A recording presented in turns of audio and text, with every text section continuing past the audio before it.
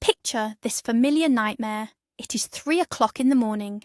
You are deep in a beautiful dream, completely relaxed, when suddenly a heavy, furry cannonball launches off your chest, does a flawless parkour flip off the nightstand, and knocks over your favourite glass of water. Yes, the dreaded night zoomies have struck again. Or maybe your cat turns into a literal demon the second you bring out the vacuum cleaner. Does your cat do this just to spite you?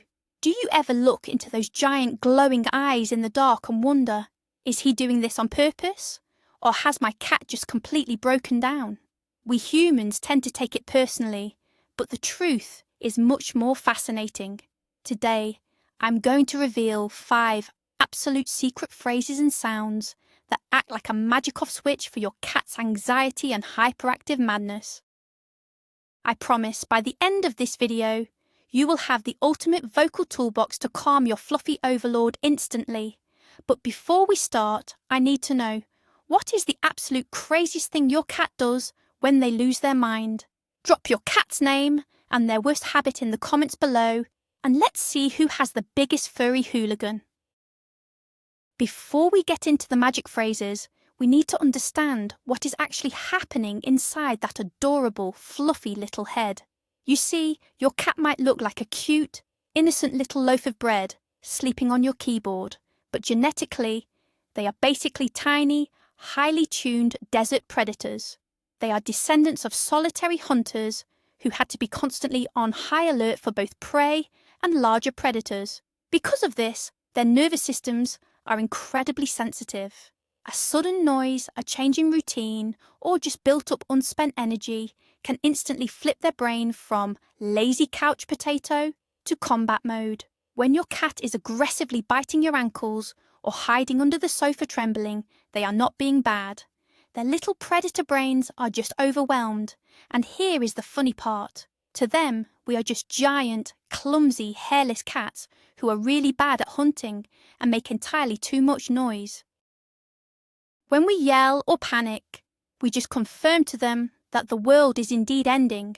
To calm them down, we have to stop communicating like stressed-out primates and start speaking a language their feline brains actually understand. We need to hack their psychology. Let us kick things off with the first magic phrase, which is designed for those moments of sudden panic or hyperactivity. The phrase itself is incredibly simple. It is just the words, "It is okay." But the secret lies entirely in the delivery. You have to stretch out the vowels and drop your voice an octave lower than your normal speaking voice. Imagine you are a late-night smooth jazz radio DJ. It is okay, buddy. But why does this work? To understand this, we have to look at how cats perceive sound and why our usual human reactions actually make things 10 times worse. Most of the time, when a cat misbehaves or panics, we humans use sharp, high-pitched, loud voices. We say things like, "Hey, stop that," or "No, bad kitty." But to a cat, those sharp, high-frequency sounds mimic the squeaks of a dying mouse or the distress calls of a small bird. Instead of calming them down, you are actually throwing gasoline on the fire of their predatory instincts. You are telling them, yes, there is prey here, keep attacking. By dropping your pitch and stretching the words, you do the exact opposite. When you use that low, slow, drawn-out, "It is okay," you are actually mimicking the natural frequency of a very large, very calm animal. In the animal kingdom, big, relaxed animals make low, slow noises. It signals safety and stability. When your cat hears this deep, resonant tone coming from you, it acts as a direct neurological override to their panic response. Think of it as an audio massage for their stressed-out little brains. The slow rhythm of your voice forces their own racing heartbeat to start synchronizing with your calm energy. It is like you are broadcasting a giant, invisible, protective purr across the room. You are essentially telling their inner wildcat, the giant hairless roommate is not worried, so I do not need to be worried either. This is incredibly effective when they are spooked by something sudden, like a dropped pan in the kitchen or a loud motorcycle driving by the window. Instead of jumping up to comfort them, which validates their fear, you stay seated, relax your shoulders, and deliver that smooth, low phrase. It is a game changer for their anxiety. Let us look at a hilariously relatable real-life example, the dreaded vacuum cleaner. To us, it is just a chore. To your cat, it is a roaring, one-eyed monster that wants to consume their soul and steal all their shed fur. When you pull the vacuum out, your cat probably scrambles like they're on a slippery cartoon floor, bolting for the nearest closet. Most cat parents make the mistake of chasing the cat, bending over them, and using a high-pitched baby voice. "Oh no, did the scary vacuum frighten my whittle baby?" This is terrible. Bending over a cat is a dominant, aggressive posture, and the high-pitched voice signals panic. Instead, before you even turn the vacuum on, establish eye contact from across the room. Give them a slow blink and use our magic phrase, "It is okay." Keep your voice deep and steady. Do not walk towards them. Turn the vacuum on while continuing to speak in that low, rhythmic tone. You are showing them that the monster is under your complete control. Over time, they will associate that low vocal rumble with the fact that they are entirely safe. Now let us bust a massive myth associated with calming down a stressed cat. How many times have you tried to quiet your cat by going shh or hush? We do this to human babies all the time, and it works great. But if you do this to a cat, you are literally speaking the language of violence. In the feline world, a sharp shh sounds exactly like a hiss. When a cat hisses, it is a warning that says, "Back off immediately, or I will unleash the fury of 1,000 suns upon your face."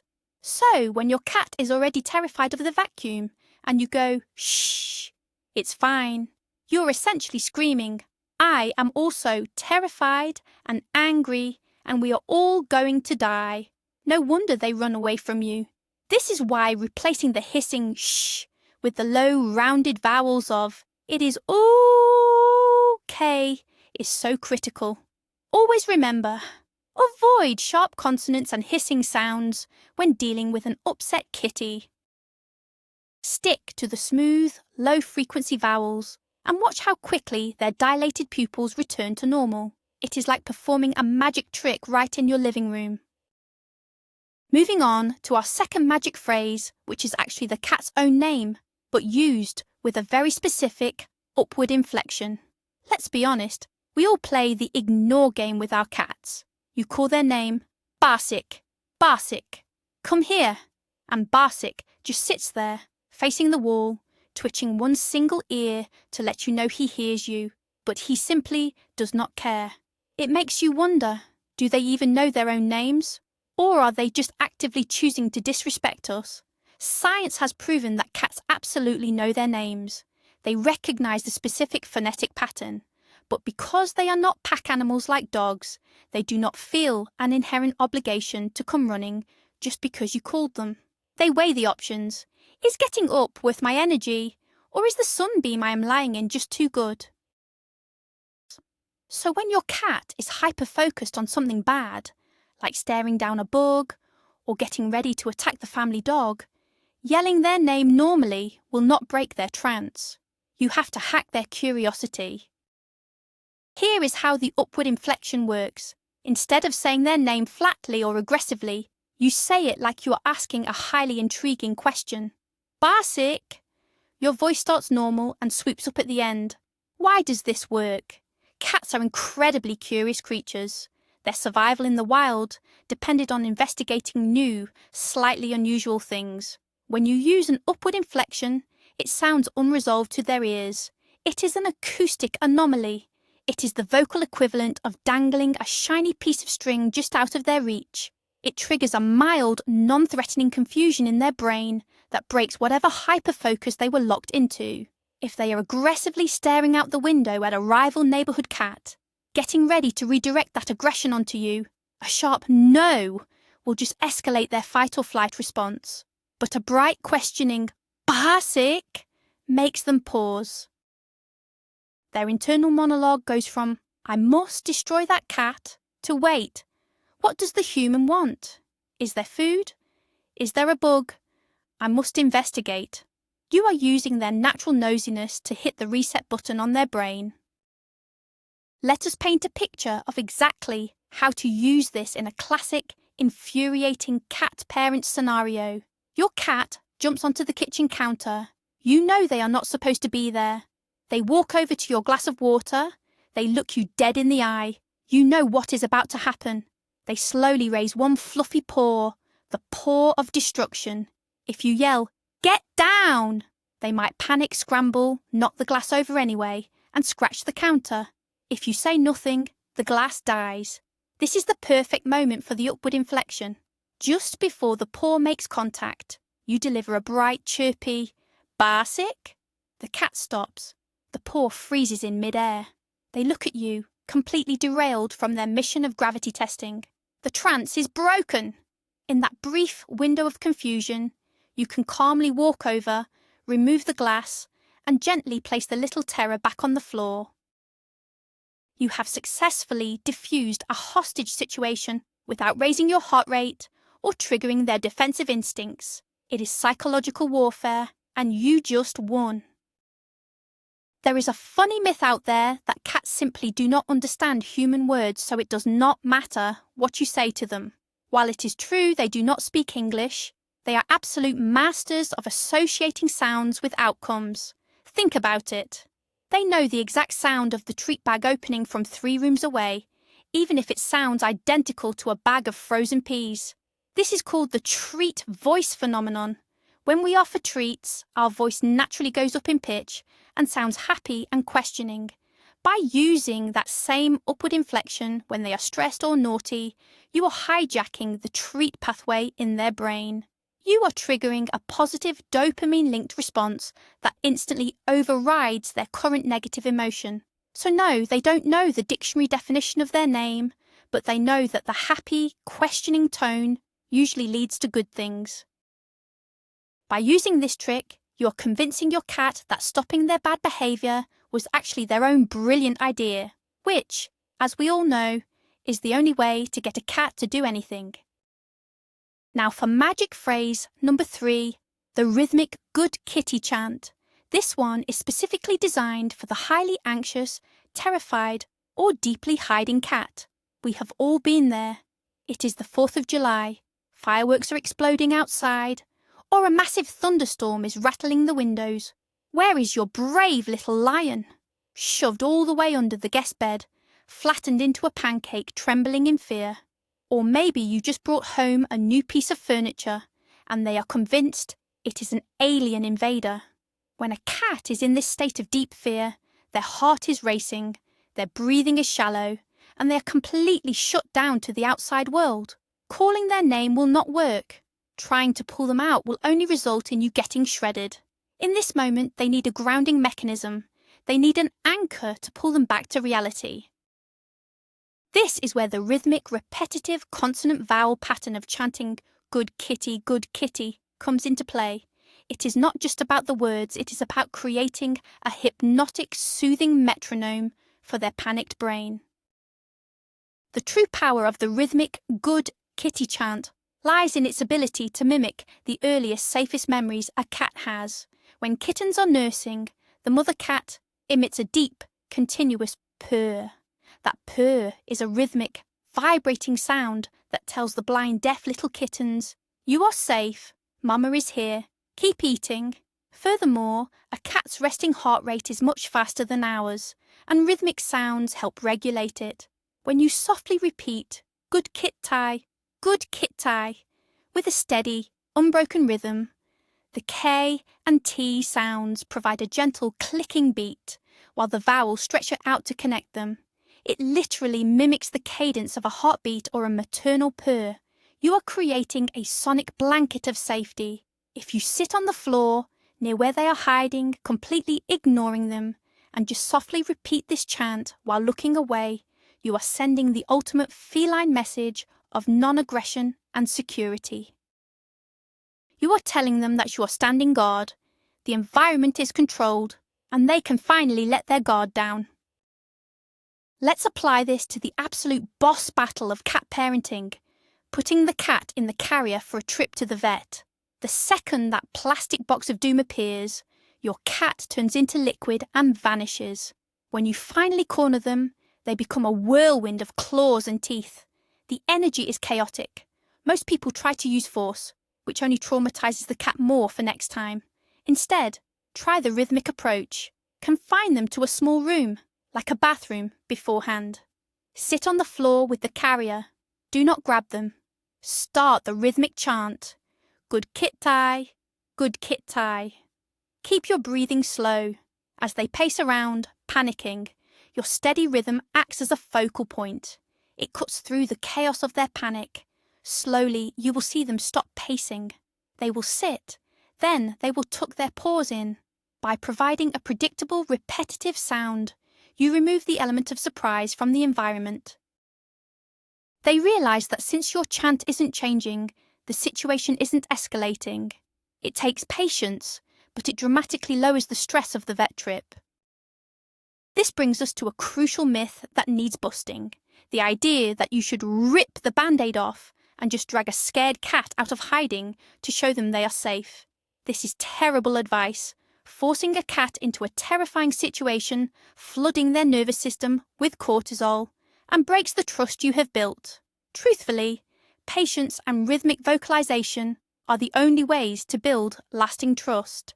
Here is a pro tip to combine with your good kitty chant: the slow blink. In cat language, staring wide-eyed is a challenge or a sign of fear. Closing the eyes slowly says, "I trust you enough to lower my defences."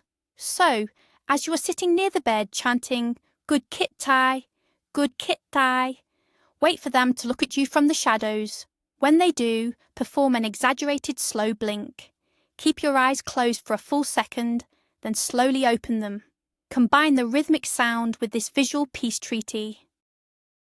I guarantee you, within minutes, you will hear a tiny, hesitant purr start up from under the bed, and they will slowly slink out to rub against your leg. Magic phrase number 4 is where things get really fun, because we are going to start speaking literal cat language. I call it the human trill, or the brr meow. This is the ultimate tool for an overly aggressive or overstimulated cat. You know the mood. Your cat is sitting in the middle of the hallway, tail thrashing back and forth like a metronome of doom. Their ears are pinned back, and their eyes are completely black. If you try to walk past them, they lunge and wrap around your ankle like a furry bear trap. They are not necessarily mad. They have just built up so much predatory energy that they have short-circuited and decided you are a gazelle. If you yell, "Ouch!" or push them away, they think you are playing a rough wrestling game, and they will bite harder. You need a phrase that instantly de-escalates the violence and changes the context of the interaction from combat to friendly greeting. The human trill is exactly that. It is a short, rolling sound made in the back of the throat, ending in a soft, upward meow. Brrr, mew. To understand why the trill is so incredibly powerful, you have to know what it means in feline society. Cats do not actually meow at each other very often. Meowing is a behaviour they develop specifically to manipulate humans into giving them food. But the trill? The trill is genuine cat-to-cat communication. Mother cats use a soft trill to tell their wandering kittens, "Follow me. It is safe over here." Adult cats who are friends will use a trill to greet each other when crossing paths in the house. It translates roughly to, "Hello, I come in peace, everything is fine, let's be friends." It is the ultimate positive affirmation in their language. When your cat is geared up to attack your ankles, their brain is expecting you to react like prey, by screaming and running, or like a predator, by fighting back. When you suddenly drop a perfectly executed, friendly cat greeting right in their face, it completely short-circuits their combat programming. It is like someone trying to start a fistfight with you, and you respond by calmly offering them a warm chocolate chip cookie. Now I know what you are thinking. I am a grown human adult. How do I actually make a cat noise without feeling like a complete idiot? It is easier than you think. Press your tongue lightly to the roof of your mouth and roll your R's just a little bit while pushing air through your vocal cords. Bree! Then just let it slide up into a tiny mew at the end. Practice it in the shower if you have to. Let us look at a scenario. You walk into a room, flip on the light, and accidentally startle your cat who was sleeping on the chair. They jump up, puff out all their fur so they look twice their size, and give you that terrified, wide-eyed glare. If you gasp or say, "Oh, sorry," they stay puffed up. But if you immediately give a soft, friendly brrr mew, you will literally see them deflate. The fur goes flat, the tail drops, and they usually respond with a little trill of their own before going back to sleep. You have successfully bypassed human clumsiness by using their own secret password for peace. The danger of not using the trill and instead resorting to human screaming or scolding is that you can accidentally create a permanently anxious cat. Every time you scream when they playfully attack, you reinforce the idea that you are unpredictable and dangerous. Rewiring their combat brain takes consistency. The trill is your best weapon for this. If they are stalking your feet under the blanket, do not kick them. Freeze. Make the trill sound. They will stop, confused that the mouse under the blanket just spoke cat. Then slowly remove your foot and redirect their energy to a toy. You are acknowledging their energy, but changing the target. Over time, your cat will learn that the trill means playtime with humans is over, but we are still buddies. It builds an incredible bond of trust. You will find that as you start trilling at your cat, they will start trilling back at you more often. You are literally having a conversation with your pet and showing them that you respect their culture, even if they are just a tiny tyrant in a fur coat. Finally, we reach our fifth, and perhaps most life-saving magic phrase, the long exhale combined with time to sleep. This is your ultimate weapon against the midnight crazies and evening hyperactivity. It is 10 p.m. You have had a long day. You just want to sit on the sofa, watch some Netflix, and unwind. But your cat has decided that 10 p.m. is the exact moment the ancestral spirits of the jungle have called upon them to hunt invisible bugs on the ceiling, scratch the side of the couch, and demand your constant attention. You try to ignore them, but they just get louder. You try to play with them, but they never seem to tire out. You need a definitive cue that tells their body and mind that the active part of the day is officially concluded. You need to establish an undeniable power-down sequence. This is where the heavy, audible sigh comes in. It is not just a word, it is a full-body physical cue that you are going to teach your cat to respect. It is about matching and then lowering their energy.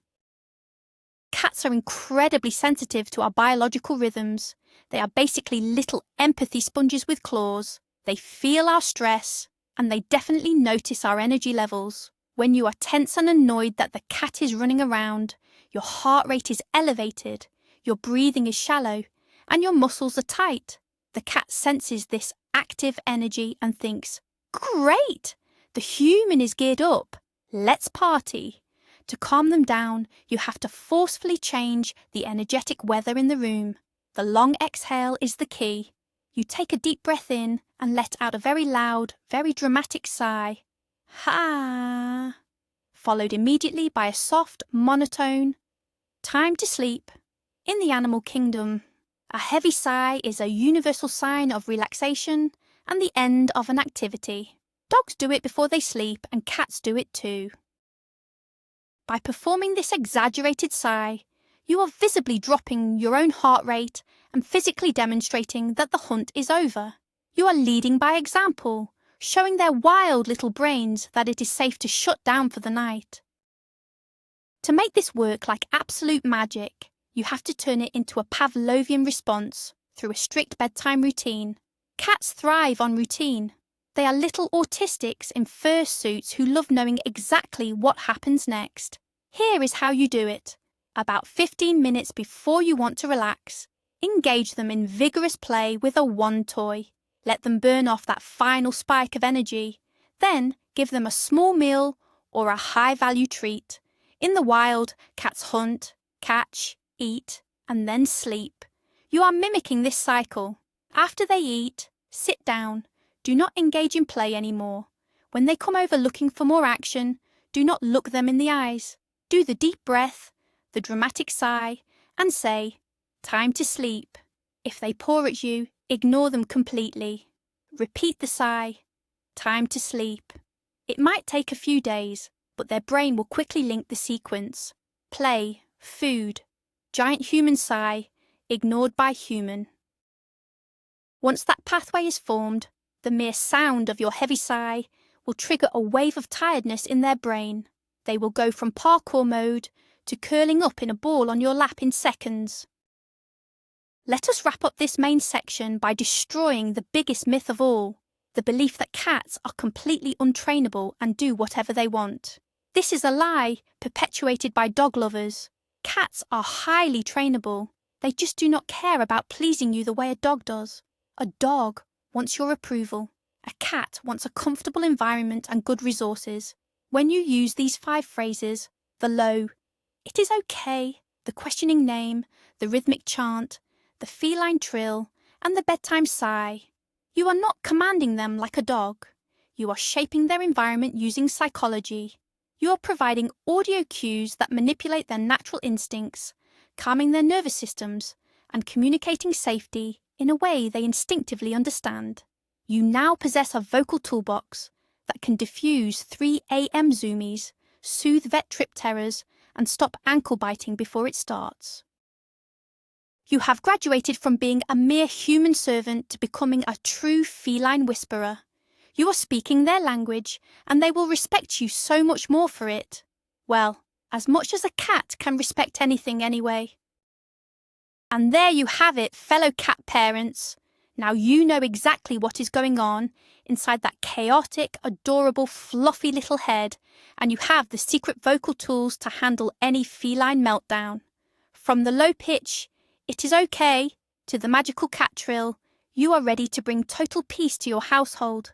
Let's be real, even when they are knocking our water glasses over or using our toes as hunting practice at 3 a.m, we absolutely adore these little domestic tigers. They bring so much joy, laughter and warmth to our lives, even if they do act like they own the place, which, let's face it, they do.